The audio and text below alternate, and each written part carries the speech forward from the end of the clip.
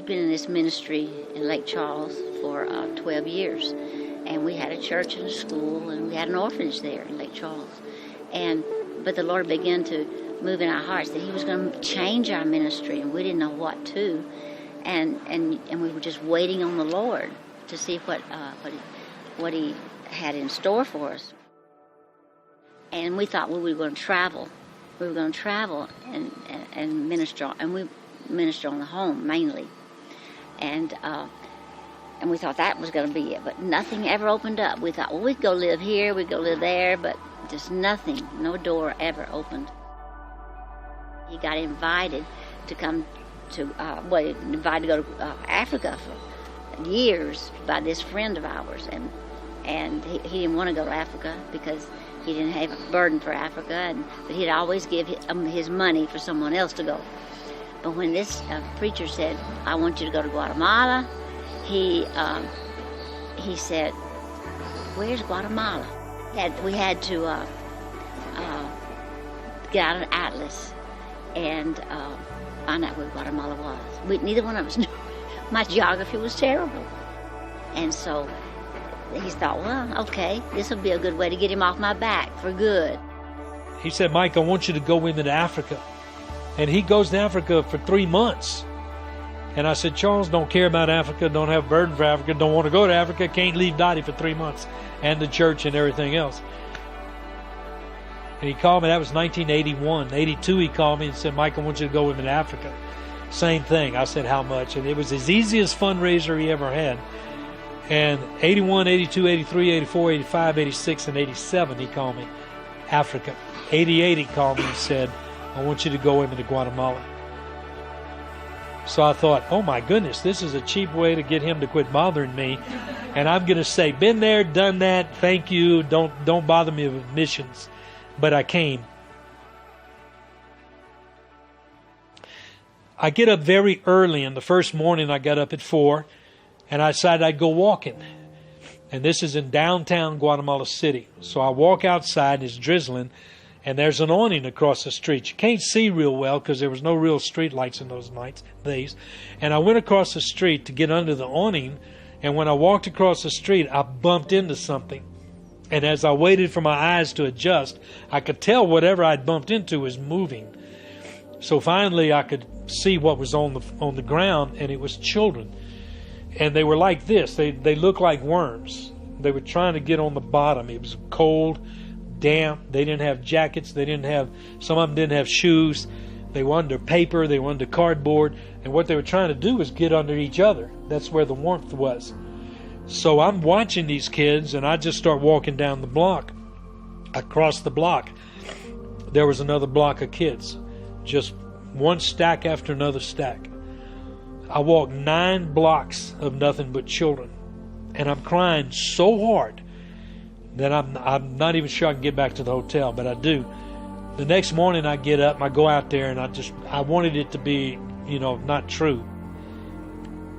Each day that passed, I wanted to return to Louisiana less and less.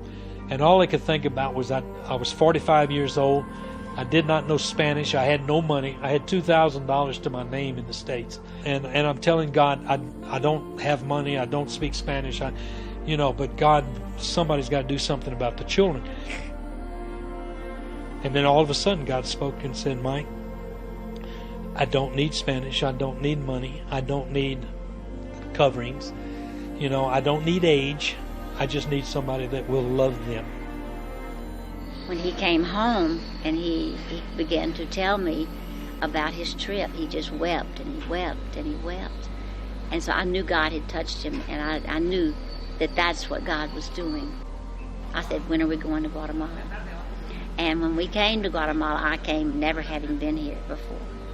But I knew that it was going to be a tremendous adventure, because every move that the Lord does with his ministers is always up. It's not backwards. And so I knew that it was a tremendous adventure, and it's been that way ever since. And we thought we would take care of 20 kids. We thought at our age and everything, boy, look what we could do. And you know what? We could have done that. We could have taken care of 20 kids. but God had something a lot bigger than what we could do. My story, it starts with my dad and my mother. They didn't plan me. They were just teenagers having fun, and my mom wanted to abort me. So she did everything physically possible not to have me. She went to a place to get an abortion, and they gave her drugs, they gave her medicine, they gave her all kinds of things to abort me, but God said no. When I was born, that was the last breath that my mom had. God said, I'm going to live.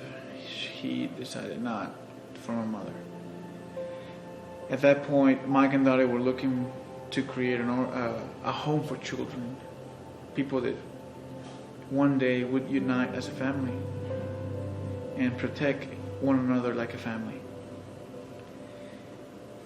Somehow God connected my dad with Mike and Dottie, who we call Papi and Mommy because we love them.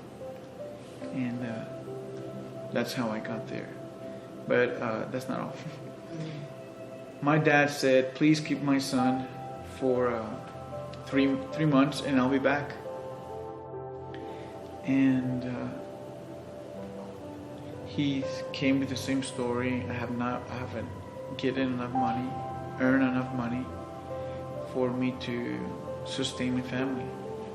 So a couple of times he came back and said the same story. But a third time he did not show up. A month, 2 months, 3 months, 6 months, a year. But he came back like 2 years later and shared his testimony with Mommy and Papi that he was driving a vehicle and that vehicle at the time was stolen. They just hired him to drive it. And the police got him. He was sent to jail for 2 years. And there's where he met God. And that's where my dad comes in, and God has been using him for 25 years, the age that I have, for building churches around Guatemala. And to this day, we have, not we, but God has built over 200 churches for His word to be shared.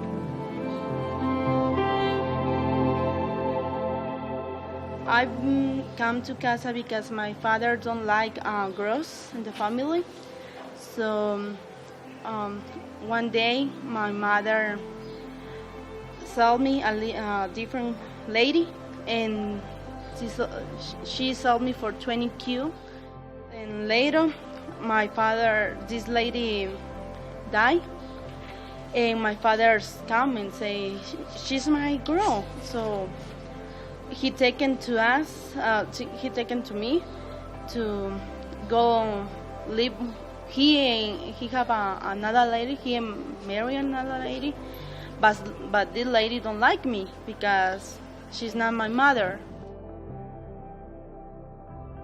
And one day, I look my father. He have relations, sexual relations with my sister.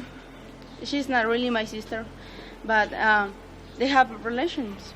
And I go and told my stepmother. And my father is really mad. He coming, and later he start sting me. I have blood in 5 minutes. I have blood in my face, and I remember my father say, "That's why I don't like you. You're not my girl. You're not my baby. So only I go in the streets. I stay in the street for 1 month, and I remember in the nights I come in different house and I asking different ladies, can I stay in your house? I can wash clothes, clean your house. Some ladies say yes, and some ladies say no sometimes. But one day I remember nobody wants me stay everywhere. So I go on the streets and I sit and I say, okay, it's time for die. I say that. And I remember I don't know how many time passed, but I remember one lady coming, and she asked me, "Your name is Candida?" I am really scared. I look at this lady, and later I said, "Yes." This lady take me to his home, and oh my God, she doing my hair, she washed my body, she put medicine in my body because I have a lot of stuff in my body. So this lady took me to the court. In the court, they told me, "Okay, I put you in the Casa Aleluya." And say, "Where is Casa Aleluya?" And I remember Papi and Mommy is, he's waiting for me, and he's a blessing for me, and since he's a blessing for all these people, I stay here. Well, one of the purpose of Casa will be that we need to show them the gospel of God, and one of my gift or talent would be that I just want to be around of little kids.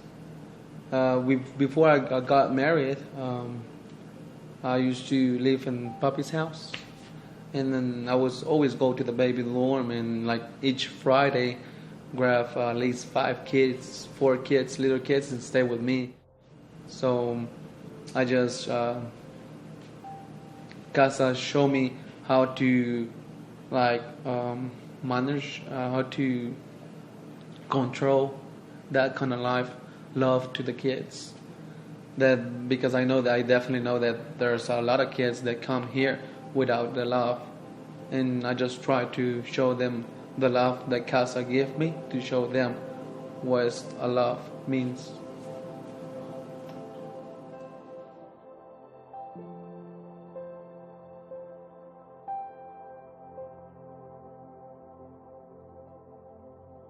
Empezó cuando tenía 10 años. My illness started when I was 10 years old. 10 años no me gustaba comer. For some reason, I just wasn't hungry anymore. Me mantenía deprimida. I always felt like depressed. Casi no salía de mi dormitorio. I had no reason to come out of my room. Y fue cuando mi hermana, la más grande, se dio cuenta. And my older sister was the one that was noticing differences in me. Fue cuando me hicieron exámenes y de ahí se dieron cuenta que tenía esa enfermedad. So we had tests for checkup for any kind of possibility of sickness, and that's where we noticed that it started. Los doctores dicen de que no crecieron, se quedaron del tamaño de los riñones de un bebé. Doctors told me that my kidneys stayed as a baby's kidneys. They did not grow up to. They were not growing with my body. Fue de primero estaba en un hospital. I was first, and they put me in a hospital. Él empezó a mover para ver quiénes podían donarme, y ahí fue cuando mi hermana decidió dar. And that's where we noticed that my sister, Danisa, was the one that it was compatible.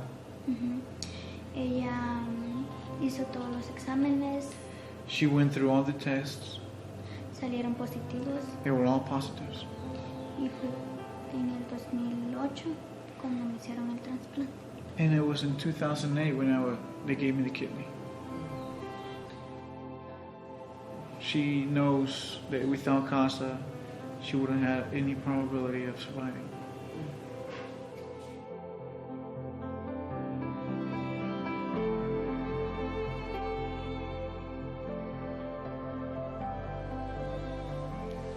I'm glad to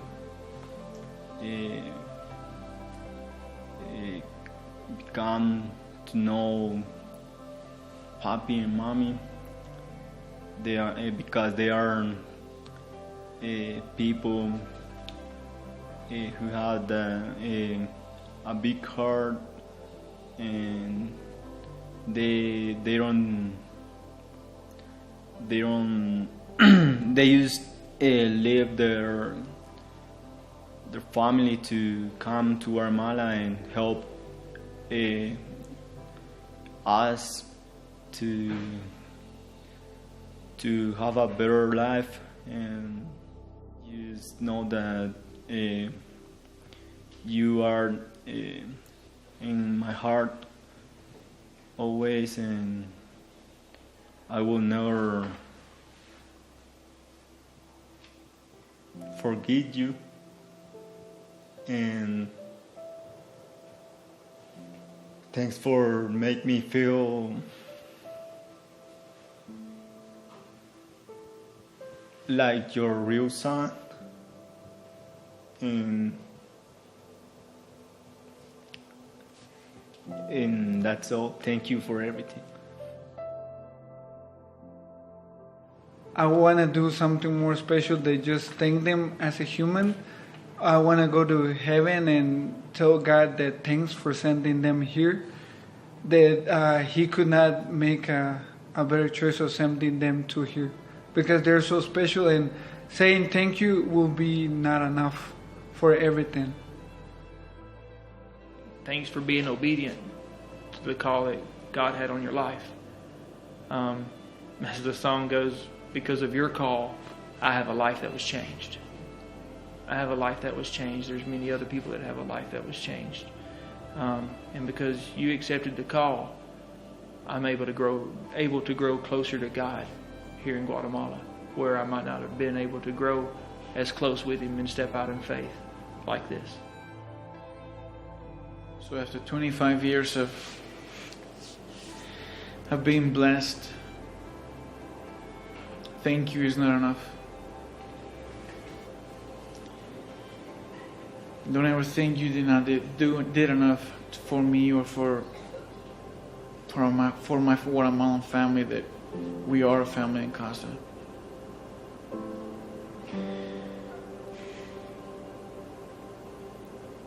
I'm more than grateful. I am more than blessed.